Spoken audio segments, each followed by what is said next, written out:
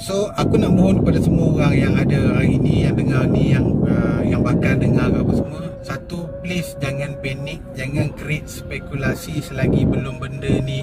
Sebab anything can happen. Sebab kita, government dah bagi satu green light yang amat bagus untuk kita. Kita dah dapat orang panggil apa, akan di azan. Sekejap lagi ya, sambung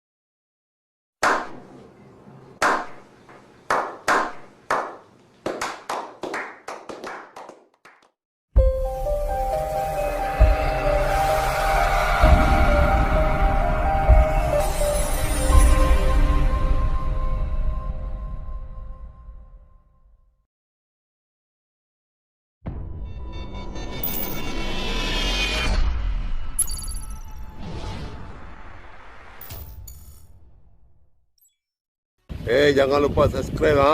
Ingat ha. Subscribe ha. Kita jumpa pengalaman kerajaan lama. Kita jumpa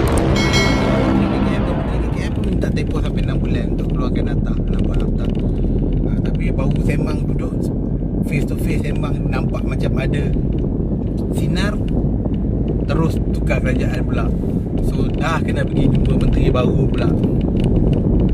So alhamdulillah, hasil dia sekarang ni diumumkan kita akan dicukaikan. So for me, pada aku, satu, aku salute pada semua tim yang berusaha sampai ada yang pergi tidur dekat parlimen, duduk dekat parlimen hari-hari, jumpa setiap menteri, sampaikan maklumat, bagi info yang baik, bagi info yang bagus kepada semua menteri-menteri YB ni, supaya dia orang nampak kita bukan sekadar kita bukan nak underground selama-lamanya. Kami nak diregulatekan dan kami rela untuk di tax kan. Bunyi angin kuat sangatlah bos. Bunyi angin kuat kan. Tak ada siapa beritahu pun tadi. Bunyi aircon ni.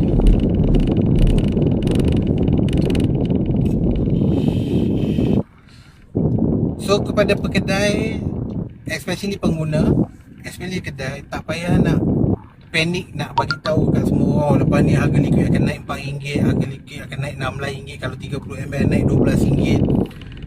Kan, so benda tu belum final. Dan 12, kalau betul kekal 40 sen per ml pun, kalau 30ml tax akan ada kena RM12. Benda tu bukan 100% kena kepada pengguna. Silap-silap kalau industri ataupun pengilang bersetuju untuk absorb RM12 tu semua dan introduce new price kepada market, dan pengguna takkan jadi masalah.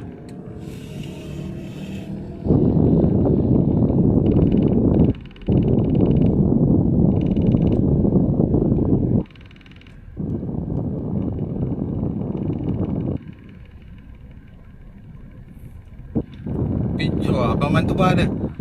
Bila vape dah dicukaikan, adakah vape sudah legal? Ada tak pengumuman rasmi dari pihak kerajaan? Belum lagi bang. Bila kita akan tunggu. Sebab bila akta dah digubal, macam Dr. Noor cakap semalam, dan Dr. Noor cakap semalam pun, new akta akan digubal. Dia ada sebut pasal di bawah atas tembakau. Kalau sebut atas tembakau tu aku agak seronok lah dengar. Sebab bila dia sebut atas tembakau, automatically berkisar berkenaan dengan nikotin. Sebab barang yang bernikotin saja yang akan duduk di bawah atas tembakau ni. Kalau dia tak sebut pasal tembakau, dia kata akan satu akta baru vape ke apa semua tu. Sebab kalau without nikotin, dia tak boleh duduk di bawah atas tembakau. Dia kena ada akta dia sendiri. Basically akta baru harus dibuat. dan kementerian-kementerian yang terlibat perlu duduk satu table berbincang berkenaan dengan ATA ni. Mantap. So pada aku untuk build a new ATA, dia ambil masa juga nak dapat nak kena bawa kepada peguam negara, dia punya ATA-ATA ni semua ikut dia punya apa benda-benda yang perlu semua ni, dan ambil proses yang agak panjang, dan dalam masa sebulan dua ni tak mungkin pada aku. Reason kenapa diumum sekarang sebab biar benda tu dah in paper, bahawa vape akan dicukaikan. So mungkin bulan 5, bulan 6 bila ATA tu dah siap, baru akan ada satu pengumuman ataupun kerajaan akan wartakan. Hopefully bila semua siap tu, dia akan merangkumi semua level, maknanya daripada kilang, dia akan keluar lah ATA kilang, siapa yang boleh buat kilang, apa lesen kilang yang perlu diorang apply, nak kena ada kelulusan farmasi ke whatever ke apa semua tu, itu kita akan tengok dalam ATA lagi lah. Lepas tu turun lagi kepada distributor, kedai distributor, macam mana pula apa dia punya kata apa, SOP lah sekarang, semua sebut SOP, apa dia punya rules dia, apa semua. Kedai pula apa syarat kedai, dan bila come to kedai, hopefully akan keluar arahan kepada semua PBT membenarkan semua kedai-kedai ataupun kedai-kedai untuk apply lesen kedai vape. So hopefully semua tu akan lengkap. Bila lengkap dan diumumkan, okey, dan aku rasa dia akan lengkap lah, hopefully dia akan lengkap, barulah dia akan boleh bermula pada 1 Jun. Liquid, hanya liquid yang bertax sahaja boleh. So kilang, dan dia orang akan ada lah kena jumpa, geng-geng kilang ni kena pergi jumpa immigration ke KKHP untuk purchase ke, dan kita akan propose standardkan, mungkin kat Malaysia cuma ada maksimum 30ml punya liquid sahaja ke, 10 dan 20 saja ke, 60ml tak ada ke apa semua. Sebab pada aku, kita Malaysia dulu, seingat aku, best sales ataupun best zaman kegemilangan vape dekat Malaysia ni pada waktu 30ml. Selamat petang bang. Wah, selamat petang.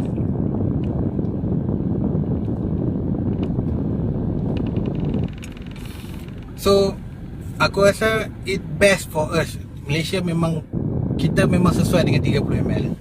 So aku pun kalau orang tanya aku, cadangan aku, kita, itulah dia pada aku adalah, kalau kita masih lagi ada SOP, masih bermain dengan SOP akan maintain dengan 10ml macam ada sekarang.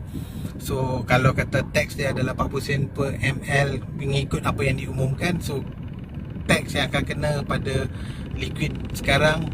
Sebab sekarang ni, dulu mula-mula keluar pun orang jual RM20. Sekarang ni ada yang sampai jual buang harga sampai RM12 pun ada, 15 pun ada. So dia akan back kepada RM20. Sebagaimana salt mula-mula keluar dulu dengan harga RM20 untuk 10ml. So dia akan maintain RM20. Tak ada lagi dah orang nak buang 15 ke 18 ke apa semua. Sebab bila tax diimpose dalam tu RM4, kos untuk pembuatan akan meningkat RM4 setiap 40 sen setiap ml, dan RM4 setiap botol. So dia tak ada lagi dah brewer-brewer yang kecil-kecilan yang nak cuba masuk dalam penetrate dengan market dengan tolak harga liquid murah kepada distributor, yang membuatkan harga jadi murah gila dekat kedai. So dia nak tak nak, dia kena jual pada satu standard harga kepada distributor, dan distributor kena tolak satu standard harga kepada reseller, dan reseller akan jual satu standard. Dan aku rasa dia akan maintain as RM20 juga. Kalau as 40 sen per ml ni lah. Dan device, aku tak rasa akan ada peningkatan langsung pada device. Dia akan maintain sama juga seperti mana yang kita jalan sekarang. Sebab sekarang ni sebab dia punya taxation bukan atas single-single, dia akan tax atas lump sum. Bila atas lump sum ni, impact dia tak besar kepada pengimport lah yang bawa masuk. Dan kemungkinan besar yang good dia, bagusnya, selama ni kita beli device kan, dalam ada warranty card lah, H3 punya warranty card lah, Aladdin Pro punya warranty card lah. Kita kan bukan, kalau rosak aku bukan beli apa, biar pun pergi dekat kedai balik lah.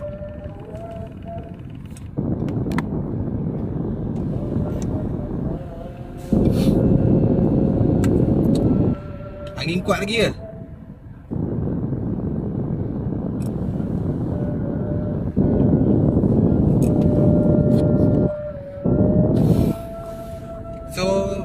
kemungkinan lepas ni H3 boleh masuk Malaysia, buka service center dekat KL, dekat Malaysia sendiri, ke Aladdin Pro, ke kilang-kilang besar yang ada kat China tu boleh buka sendiri service center. So barulah kita punya device tu nampak macam eksklusif, macam kau beli iPhone ke apa semua, ada warranty card yang kau boleh pergi repair, boleh claim balik semua, dan tak ada lagi lah barang-barang clone akan masuk.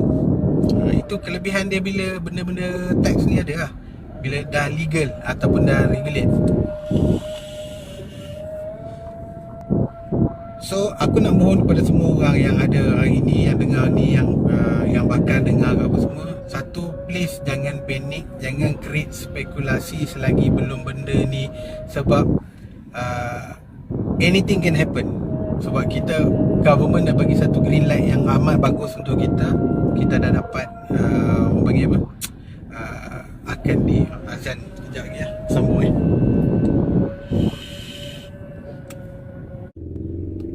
Okey, ada lagi? Ada bunyi angin lagi tak? Al-maklum lah kan, aku jarang live dalam kereta ni. So hopefully clear bahagian tax ni. So aku ulang balik, tak perlu risau pasal tax. Pada aku yang paling penting sekarang ni, first thing first adalah ke arah regulation. Bila kerajaan dah umumkan akan mencukaikan, so secara tak langsung ia force daripada atas, force ke bawah, supaya kementerian-kementerian yang terlibat secara langsung dengan tak langsung berkenaan dengan vape industry terpaksa duduk satu meja dan menggubal satu akta baru untuk vape. Hopefully kita akan keluar akta yang bernikotin. Harap aku macam tu lah. So bila bernikotin, bila bernikotin ni akan ada banyak sikit lah dia punya SOP dia nanti. So harap semuanya akan berjalan lancar.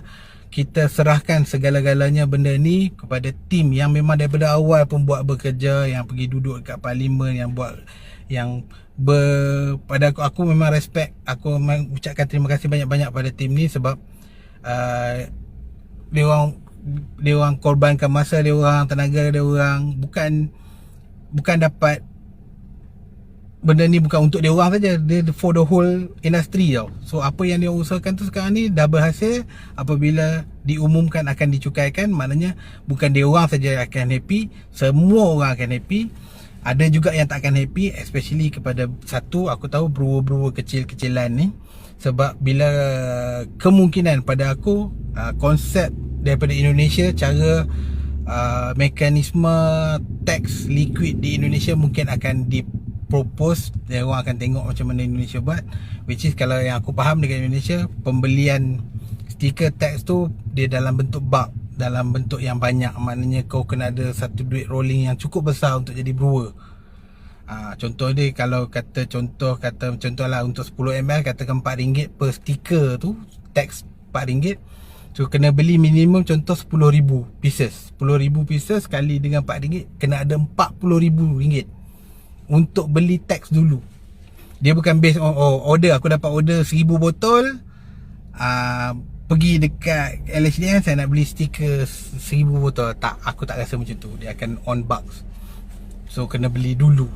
So bila beli dulu macam tu, pengeluaran akan dijaga oleh brewer tau. So maknanya takkan ada flooding liquid dekat market.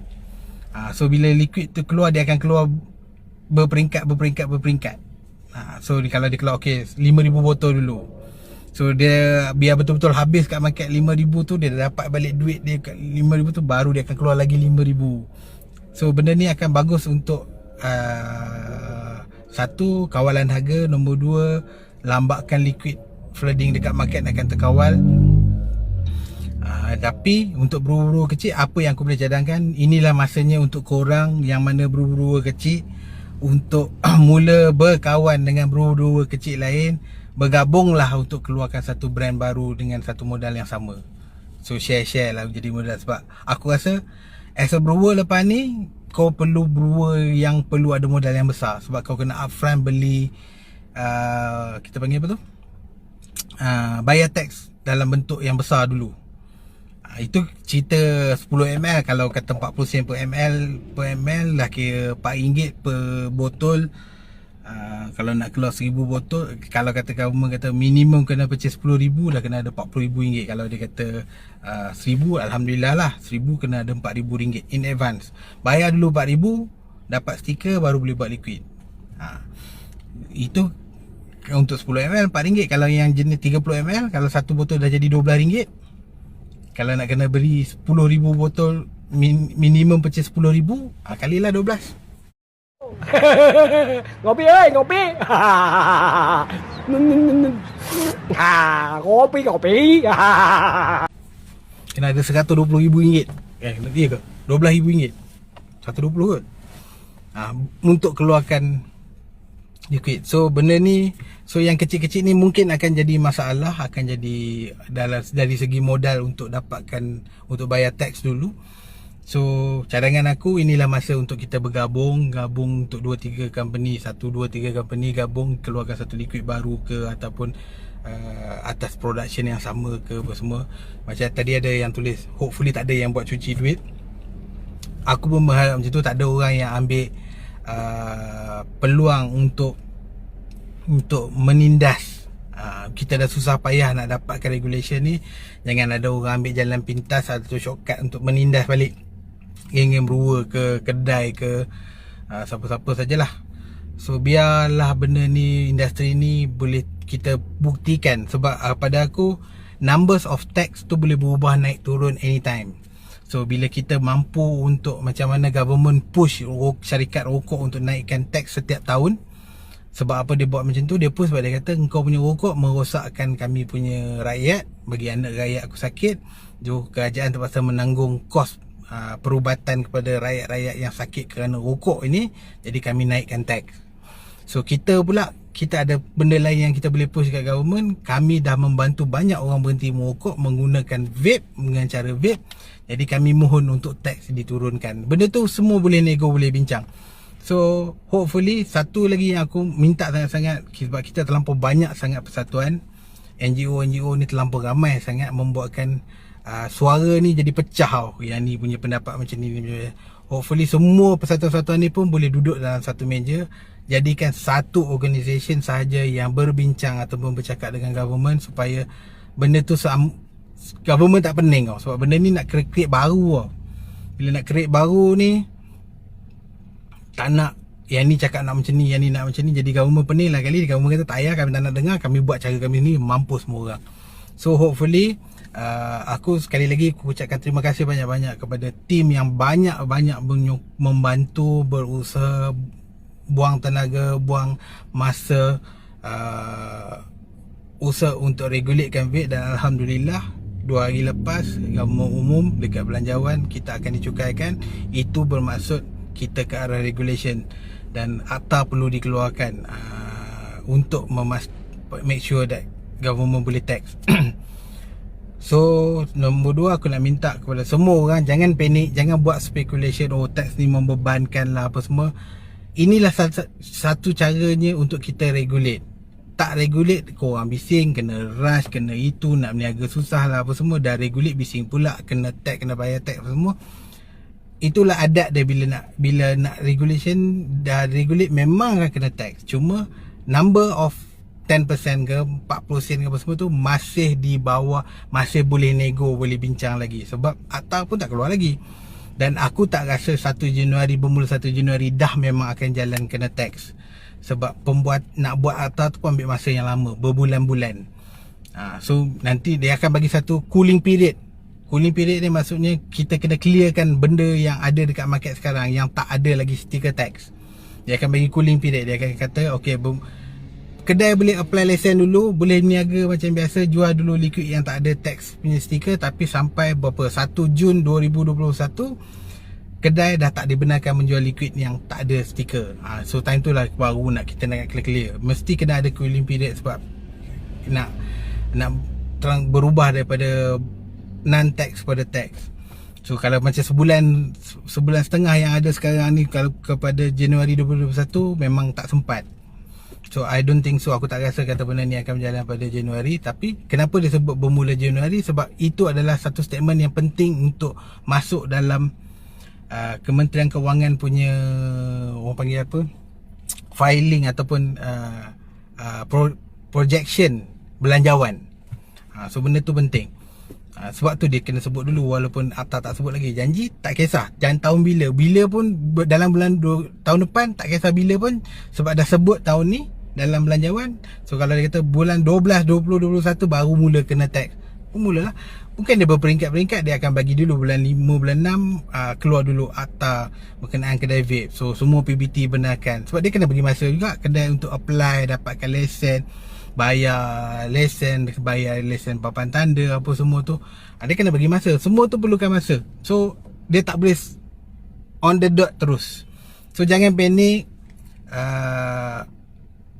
Raikan dengan rasa syukur kawan-kawan, sahabat-sahabat, dengan apa yang kita usahakan selama ni, dan stop make speculation yang memburukkan lagi. Sebab sebenarnya banyak mata-mata, especially daripada KKM apa semua, duk tengok kita punya group page, tengok reaction kita apa semua tu. Bila kita duk buat benda pelik-pelik, buat speculation macam ni, memburukkan lagi keadaan. So hopefully korang faham benda ni. Kepada pengguna jangan risau. Bila di tax, benda ni takkan impact banyak pun kepada harga macam dekat Indonesia pun lah. Harga device dengan harga liquid dekat Indonesia selepas di tax, selepas dicukaikan, tak banyak pun perbezaan dia. So same goes to how kita tunggu macam mana mekanisme dia akan berjalan, dibuat, dia dibentuk. So kita serahkan pada orang yang lebih berpengalaman, lebih tahu untuk membantu kerajaan bentukkan ATA ni. So kita dekat bawah hopefully bagilah sokongan sepenuhnya dengan satu support apa yang government akan keluarkan lepas ni ke arah regulation. Nombor dua, supportlah NGO, persatuan-persatuan yang banyak membantu kita dengan bagi peluang untuk mereka bantu kerajaan bentuk akta dan juga ke arah cukai ni. Bagi peluang dulu, bagi kita terima dulu apa yang mampu kita nego kepada government. Sebab kita masih baru, kita masih, pada aku muda lah untuk kita mula dalam negotiation antara industri kepada government ni. So mana tim yang ada sekarang, aku harap semua NGO yang ada sekarang bergabunglah, jadikan dia satu suara supaya satu badan saja yang bercakap dengan government. Dan kita terima dulu apa yang pada aku accept saja dulu apa yang mampu dia orang nego, apa yang mampu dia orang buat build untuk ni. Sebab benda ni dari masa ke masa kita boleh perbetulkan, penambahbaikan ke arah yang ni, yang lebih elok. So kita tak boleh tahu, oh baru nak start tax tu dah cantik, harga tax murah, semua boleh berniaga dengan senang hati apa semua. Tak mungkin. Dia akan slow. So hopefully itu saja yang aku boleh sampaikan. InsyaAllah kalau ada apa-apa lagi yang info baru ataupun maklumat baru ataupun apa-apa baru, aku akan update dari time to time. Kepada yang menonton, thank you very much. Mohon share, simpan, bagi tahu dekat kawan-kawan. Jangan panik, jangan buat speculation, sebab anything can happen right now. Just pray, berdoa supaya semuanya berjalan lancar. Kita serahkan kepada tim yang lebih berpengalaman, lebih tahu apa yang nak buat. Dan hopefully semuanya berjalan dengan elok. Dan apabila akta dikeluarkan, semuanya memihak kepada kita. Itu saja. So dari aku Pijo, Assalamualaikum. Thank you very much kawan-kawan yang tengok. Tahniah and welcome to Malaysian Vape legal. Assalamualaikum warahmatullahi wabarakatuh. Jangan lupa subscribe Ingat subscribe